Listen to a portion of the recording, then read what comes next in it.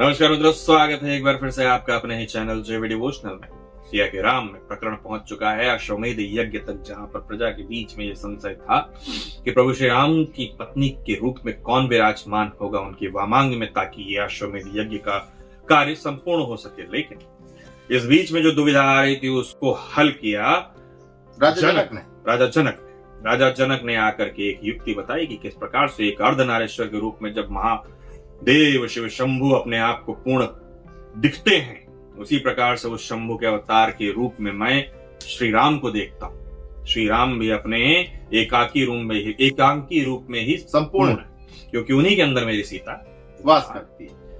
अब जिस प्रकार से महर्षि ने भी थोड़ा सा ये प्रकरण देख करके महर्षि को लगा कि ये बताने वाला कार्य नहीं, दिखाने वाला कार्य है। ये कार्य तो आंखों से देखना उचित है। सबसे बड़ी बात ये भी थी कि जिस अवस्था में वो थी, मूर्छित अवस्था में, तो बताया तो जा नहीं सकता था, और उनको विश्वास अब ऐसा उनका डगमगाया था कि वो देखे बिना नहीं मानते।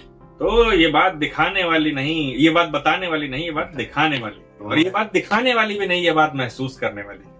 सही बताए। तो उनको महसूस करने के लिए, उनको आत्मा के रूप में महल में जाने के लिए उन्होंने स्वतंत्र कर दिया, और वो महल में गए। उन्होंने देखा सब कुछ कि किस प्रकार से उन्हीं के रूप में मूर्ति स्थापित है उस यज्ञ एरिया। सारा कॉन्सेप्ट वो समझ गए कि हाँ, किस प्रकार से अब ये अनुष्ठान पूर्ण होगा। चलिए, फिलहाल वापस आने के बाद उन्होंने गुरुदेव को प्रणाम किया, और प्रणाम करने के साथ उन्होंने कहा कि मेरे मन में जो संदेह था वो निराधार था। अब देखते हैं इसके आगे क्या। शुरू करते हैं एपिसोड नंबर 284 पार्ट। आधार जिस प्रकार धरती अचल है, जिस प्रकार सागर असीम, जिस प्रकार हिमालय अटल है, उसी प्रकार प्रभु श्री राम के वचन की मर्यादा भी सदैव अविचल है। मैंने सोचा था कि प्रभु श्री राम सदैव के लिए मेरा परित्याग कर दिया, किंतु उन्होंने अपनी सीते को सदैव के लिए उनके हृदय में बसा रखा, और उन्होंने मेरी स्वर्ण की प्रतिमा बनवाई। पुत्री, संसार के लिए सीता ने अयोध्या के राजघराने को छोड़ दिया, किंतु प्रभु श्री राम के लिए नहीं। प्रभु श्री राम के हृदय में तो वो इसी प्रकार अनंत काल तक निवास करेंगी।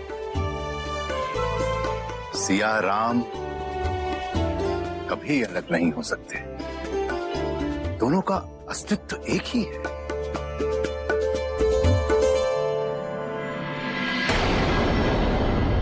अब मंत्रोच्चारण के साथ हवन कुंड में आहुति डालना प्रारंभ करो राम। ओम आदित्यराय नमः।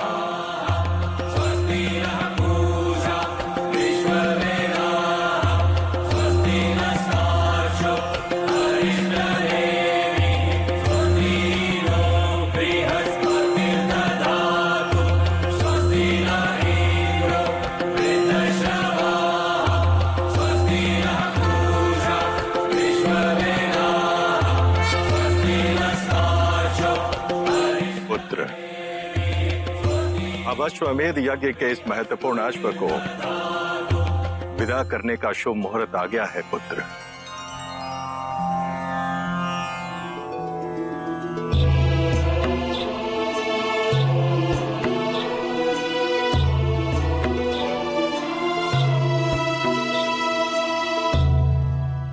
अश्वमेध यज्ञ का ये अश्व जहां भी जाएगा, तथापि रघुवंश के गौरव, वैभव और वर्चस्व का प्रतीक बनकर जाएगा। राम,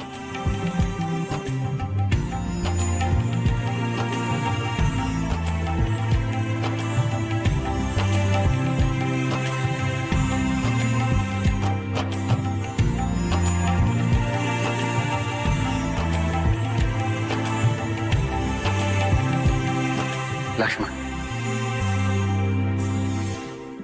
अश्वमेध यज्ञ के इस प्रतापी अश्व का तुम्हें ध्यान रखना होगा। तुम इसके पीछे पीछे समस्त भूमंडल की यात्रा करते हो, इसे संरक्षण प्रदान करूंगी।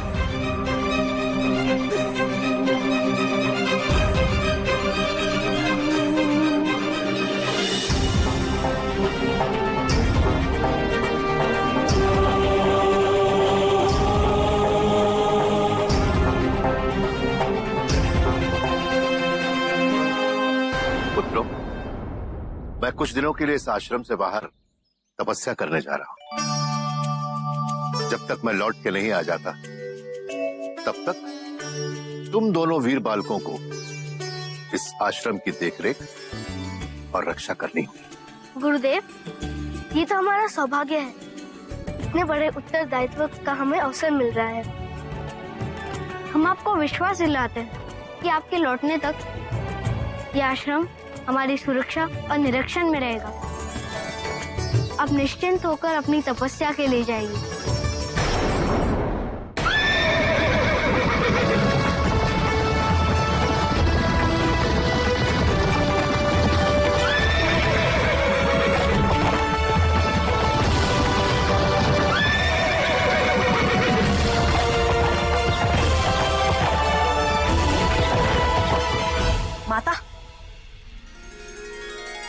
माता, ये लीजिए, मैं आपके पूजन के लिए कितने सुंदर पुष्प लेके आया हूँ।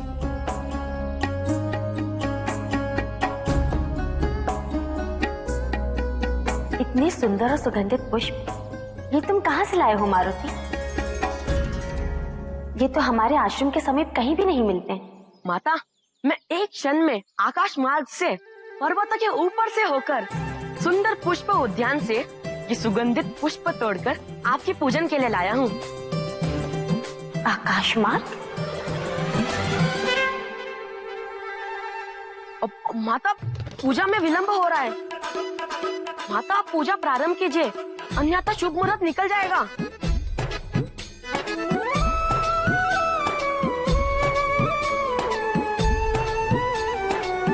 आज बाल बाल बचे।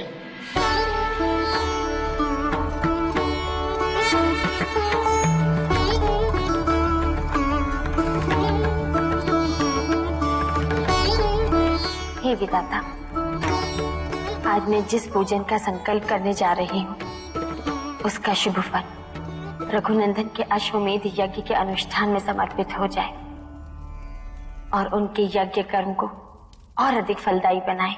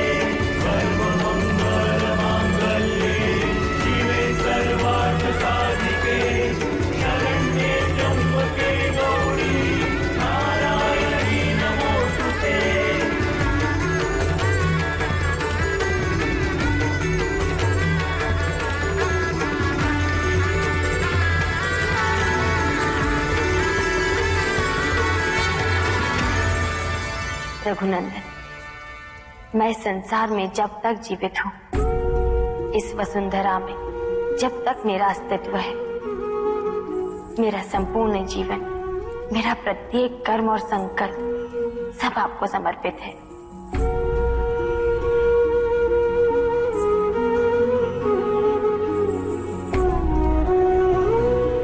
हे माता, संसार के लिए आप और प्रभु श्री राम अलग अलग हैं, किंतु मुझे ज्ञात है कि आप दो शरीर और एक आत्मा है, जिन्हें कोई चाहकर भी अलग नहीं कर सकता।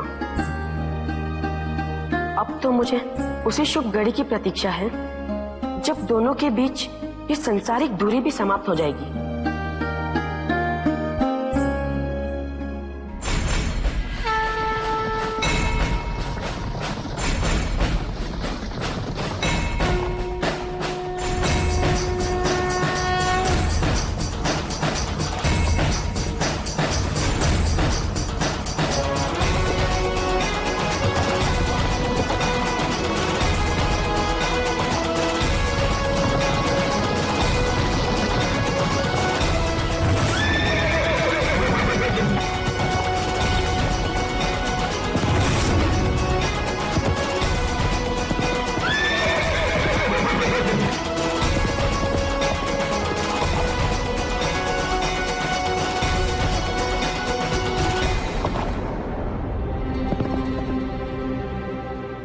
अश्व तो हमारे आश्रम की ओर जा रहा है।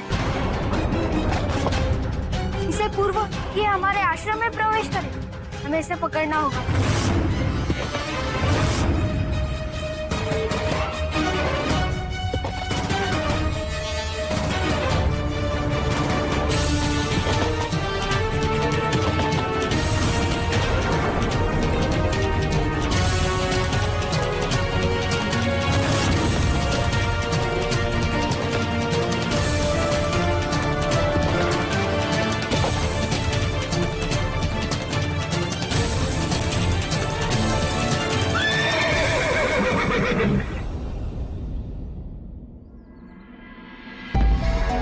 किंतु ये अश्व है किसका और हमारे आश्रम की ओर क्यों आ रहा था?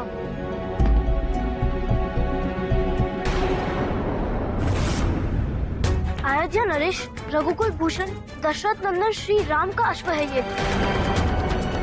इस अश्व को जिसने अपनी भूमि पे अबाधित रूप से भागने दिया, वो श्री राम के वर्चस्व को स्वीकार कर लेगा और उसकी भूमि राजा राम की हो जाएगी। और यदि किसी ने इस अश्व का मार्ग अवरुद्ध किया, उसका तात्पर्य होगा श्री राम को युद्ध की चुनौती देना। इसका तात्पर्य यह है कि यदि यह हमारे आश्रम में प्रवेश कर जाता है तो हमारे आश्रम की भूमि राजा राम की हो जाएगी।